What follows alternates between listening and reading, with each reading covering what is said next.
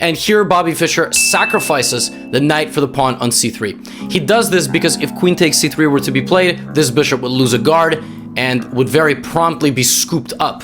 So for that reason, we got bishop to c5. And this move is a way to get out of danger, a way to attack the queen and force it to move.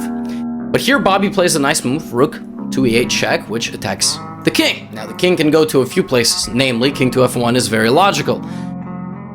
And now it's not so clear what to do because there's no way for the queen to protect the knight. If you take the rook, you lose the queen. You move the queen, you lose the knight. So what the heck are you going to do? Well, you're Bobby Fischer. You're going to sacrifice your queen so you could end up in a YouTube video from Gothamchess 65 years later. Bishop to e6. An absolutely beautiful move. A move with so many layers. In the game, the queen was taken. However, you cannot take the bishop, because if you take the bishop, I go queen b5, check. You cannot go to e1, because queen e2 is mate. So therefore, you will go king to g1, and I will play check, king to f1, double check with queen and knight, and then I will sacrifice my queen and smother you with your own pieces.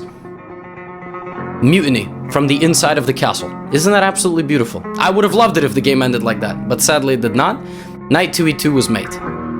And so for that reason, you cannot take the bishop on e6. You also could take the knight. But here I will play queen takes c5 with the pin on the pawn. If you take my queen, I will take yours.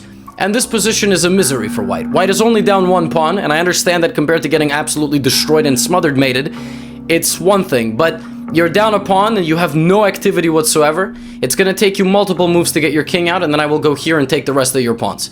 You will die a very slow and painful death. In the game, you choose to die a very fast and fascinating death. Bishop takes c4 check, which I think is better anyway, isn't it? Just deep philosophical question. King to g1, and now Bobby Fischer plays knight to e2 check. King moves to f1, knight jumps back and takes the pawn for free. Now we repeat. Now I'm going to go take the bishop first, because your queen is hanging, and when your queen moves, I will play rook to a4, disallowing you from touching any of my pieces. Once you have taken on b6, then and only then will I take the rook. I only have 3 points of material, but it's all I need, and Bobby Fischer went on to very confidently scoop up the remaining pieces in the Donald Byrne army before he converted what was an absolutely beautiful king hunt, where he forced Byrne's king from h2 to b1, with a sequence of absolutely brutal checks and the rook cutting him off on the second rank, and he did this all without a queen and delivered mate.